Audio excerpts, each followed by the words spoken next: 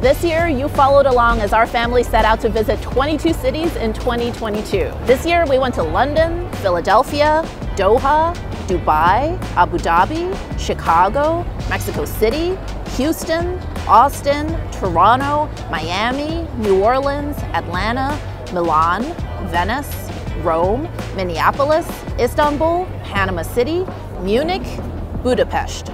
But for our final city, we wanted to shine a spotlight on what is our family's favorite city in the whole entire world, and that is our hometown of New York City! In this video, we're gonna share with you the story of our family, show you how we spent the holidays, and along the way, we're gonna show you our New York City. Okay, it's 1976, and this is the hospital I was born in.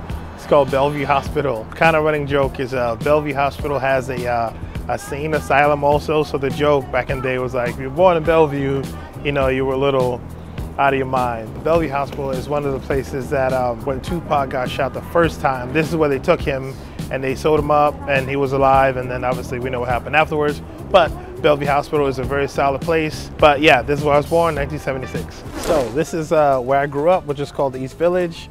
Well, when I grew up, it was called the Lower East Side. Now it's considered the East Village. It wasn't the best neighborhood when I was growing up here. Now it's gotten gentrified and it's sort of like a sought after neighborhood, which obviously when I grew up here, that wasn't the case. But it's good to see that things get better and progress because my parents still live in this area. So it's important that things get better. But yeah, this is where I grew up, the Lower East Side, East Village. Okay, so fast forwarding to 1995, I finally get to New York City and I started right here, Columbia University. This is where I came to New York for college. So I did my undergrad here. I studied political science. And I basically jetted here straight from Hong Kong. I was 17 years old, first time in New York City, actually first time on a plane by myself, I think. Just came here with my one suitcase and made a new life for myself. So people often ask me, did you have culture shock when you moved to New York? My answer usually surprises them, which is that yes, I had culture shock, but the shock was that I felt like New York moved a lot slower than Hong Kong. And then also a big shock for me was that when I got here in 1995, people were still using tokens on the subway. Like tokens, like those little metal coins.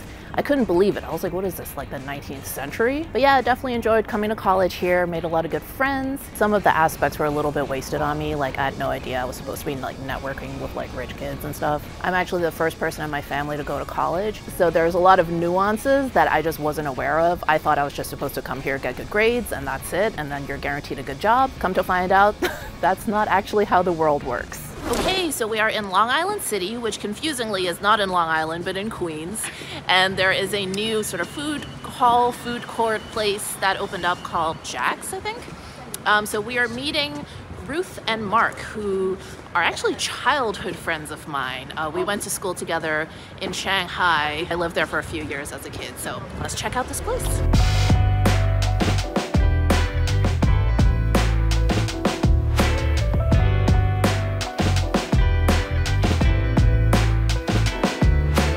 I'm on 14th and 8th, and on this block is actually where Serge and I met. Some of you may find this very scandalous, but Serge and I did not meet at a library, at the bookstore, but we actually met at the club. So there actually used to be a club a couple doors down from here called Two Y's. It was a hip hop club. It was great. I was a regular there with my friend Althea, and one night we ran into these couple of guys. One of them was Serge, and he was quite funny and quite charming, and of course the rest is history. This may seem a little unbelievable to many of you who are so used to hip-hop being so mainstream and just part of pop culture, pop music, but back in the 90s when you would go out to clubs in New York, especially if you went to like mainstream clubs, you would actually have to call and find out whether they were going to play any hip-hop that night. And that's why we like Two Eyes so much, because they played basically nothing but rap and hip-hop, R&B, a little bit of reggae. Also just want to give an honorary mention to another classic club that was just a couple doors down from here, which is Nell's. That was also a very classic hotspot in the 90s, early 2000s. If any of you lived in New York at that time and you went to either Two Eyes or Nell's, drop a comment, let us know. Fast forward to 1999 and I graduated from college, and across the street here was my very first apartment in New York City. So this neighborhood is called Prospect Heights, and now the area has changed a lot, mostly because Barclays Center was built. That's a big stadium in Brooklyn. But back then it was a pretty sleepy kind of neighborhood. Our apartment was on the second floor, and it was one of those railroad apartments, so meaning that you have to walk from one room to get to the other room to get to the other room. And unfortunately, my bedroom was like in the middle of the railroad. Our landlord was also a little bit of a slumlord. The building was in terrible condition. There was actually one time where the front door leading out to the sidewalk got jammed, like the lock got jammed. So we actually couldn't get out, us or the other tenants in the apartment below us. So thank God there wasn't like a fire or some kind of emergency, because if it was, it would have been really dicey. But luckily the locksmith came through, he fixed it for us, and we were able to all get out safely. Good morning. It is like 4 a.m. and we are up really early because we're actually going to be on Good Morning America today, which is crazy. But the car is picking us up at 5:10. And so this is how early we have to get ready.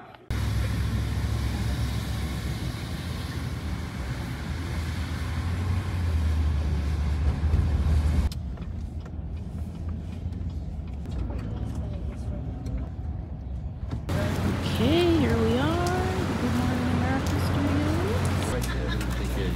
Thank you. Okay, we are backstage right now in the green room. Not backstage, we're in the green room. And we're about to go on. It's not very green, but we're about to go on and do our dress rehearsal. And then after that, we're gonna do the real thing. Okay, so Serge has the turkey sweaters with the hot air balloons of Cappadocia. And this is the London. Sean has the London. I have the That's one. Ella. That's Ella, not Sean. Oh, sorry. Forgetting my name. Ella, the London sweater. I'm the one you birthed out second, not first. Sean painted this phone booth. I did the rest. Is Fiji. And we have the flags. Flowers.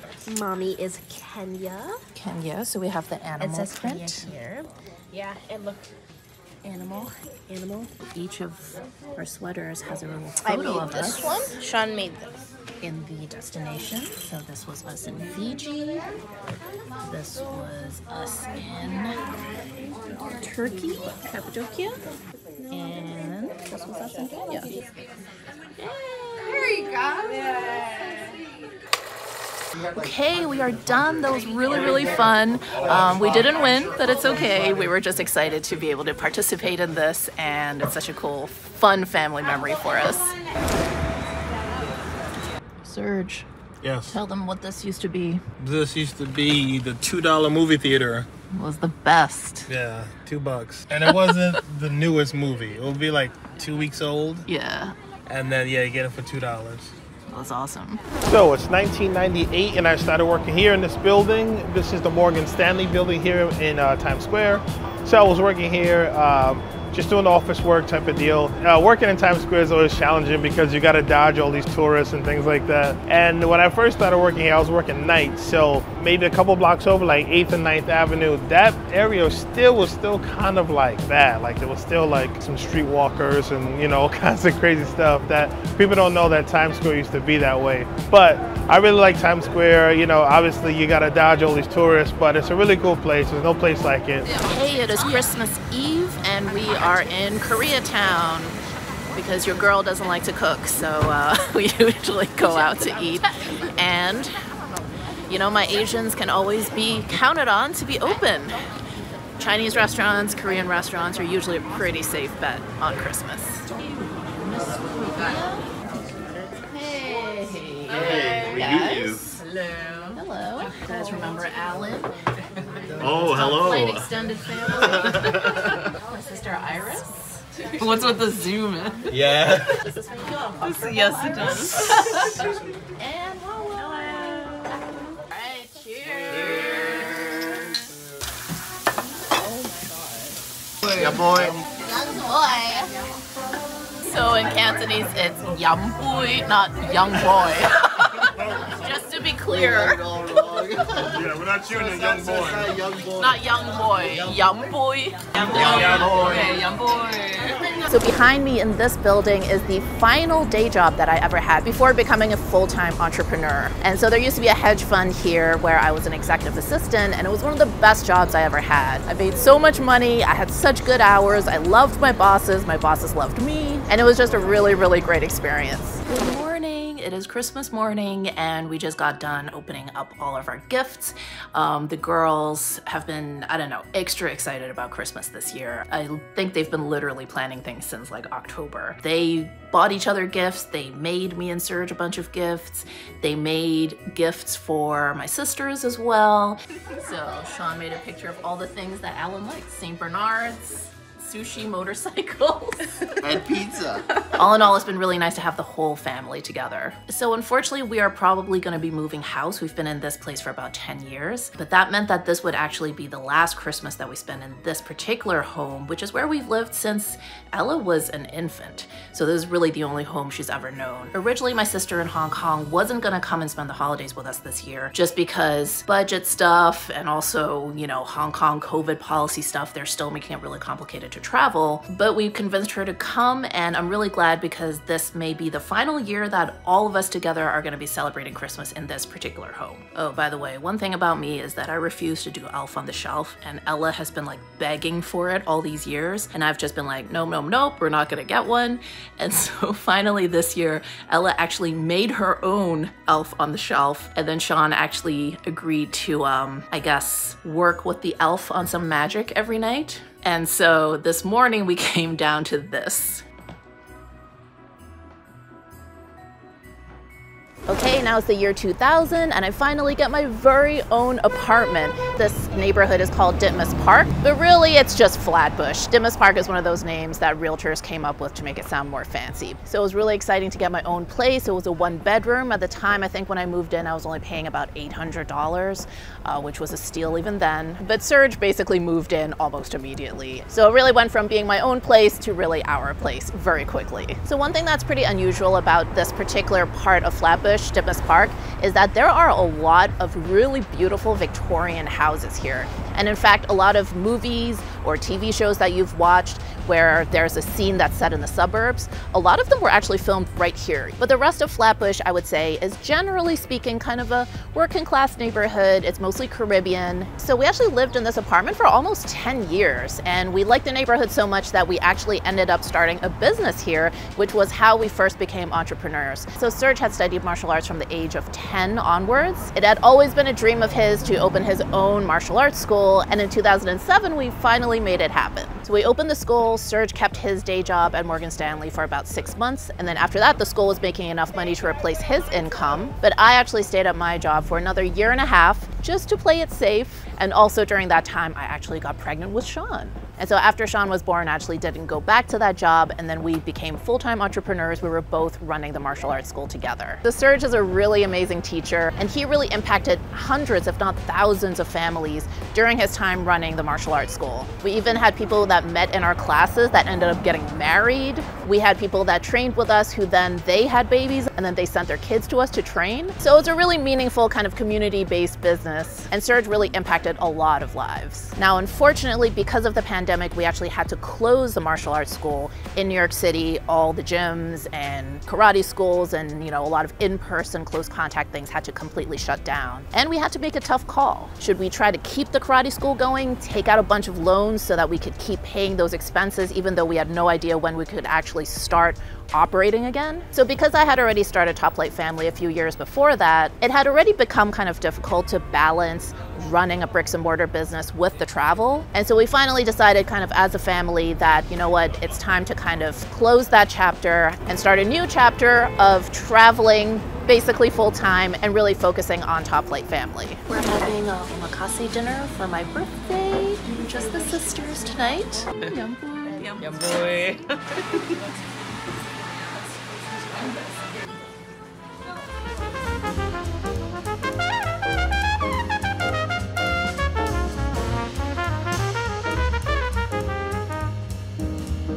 Okay, fast forward to 2009, and Sean was born right here at this hospital. Nowadays it's called Mount Sinai. Back in those days it was St. Luke's Roosevelt here on the Upper West Side. Funny thing about Sean's birth, we got here and within 30 minutes, Sean was out. She was in such a rush to see the world. She didn't want to wait. Literally, we barely made it to the hospital on time. Okay, now it's 2009. Sean is born, and we can't stay in that little one-bedroom apartment anymore. Plus, our downstairs neighbor was a total psycho who was constantly stressing us out, and so we just had to get out of there. So we actually moved to our next apartment in Crown Heights, Brooklyn, and we really loved this place. We had a 2-bedroom here, and it's in a great location because we're directly across the street from the Brooklyn Botanical Gardens, which are beautiful, and then also up the block is the Brooklyn Museum. So it was a particularly nice location when you had a baby because there were plenty of places you could walk to. Prospect Park was also very close. The Central Library also wasn't too far from here, and we had a great time. So Serge and I both have birthdays in December. We're 2 days apart. So tonight we're doing our joint celebration, and we're about to head down to this creepy alley, which is funny. There's like basically no alleys in New York City.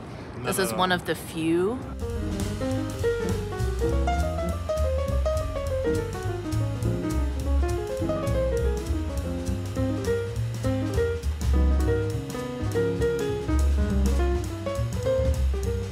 All right, that was really good. Highly recommend Au Cheval. The burger lived up to the hype.